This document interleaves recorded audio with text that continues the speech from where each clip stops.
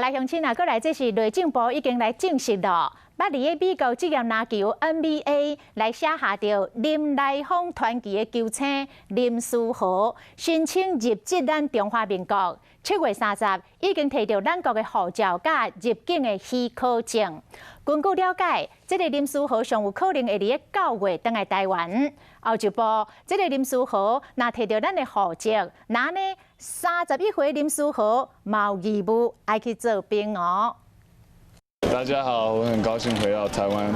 那过来台湾篮球名称林书豪都是台湾人啊。林书豪已经摕到中华民国的护照，无论是无户籍的国民，嘛是准国民的身份。啊，这不，若要出的身份证，都要向移民署申请居留通过，再个申请身份证，正式成为国民。移民署讲，若是以高级专业人才申请，无受到居留一定时间的限制，就使申请定期实证。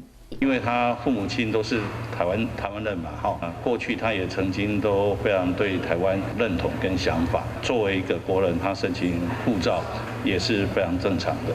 一旦变成正港台湾人，享有国民权利，嘛爱尽国民义务。今年31岁林书豪都要去做兵，依法咱国查甫人19到37岁查甫人，拢有做兵义务。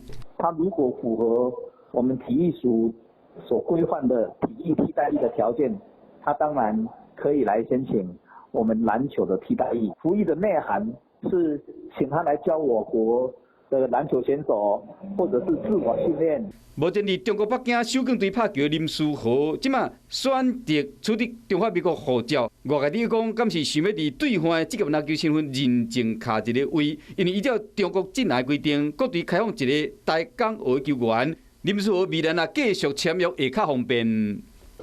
他在以台港澳的本土球员的身份，再到 CBA 打球 ，CBA 的球迷、CBA 的舆论，不是林书豪，不是他的家人，不是球队所能够承受的，所以我觉得这个几率是非常的低。怎么以 CBA 中国职篮打球，他的年薪就是200-300万美金起跳，另外他在球场外的广告收入可能也200-300万美金起跳。所以当林书豪会决定很可能他是要放弃大陆市场来台湾打球的时候，我相信他的身体、生活或精神面是不是遇到什么大的压力，我们不知道。今年球季结束，林书豪伫微博顶面有写讲，分别是一般人讲拜拜，即摆我甘愿讲再见。这个再见敢会再不相见？这阵旋风搁出来台湾的时，无的确毋是干那一阵风尔。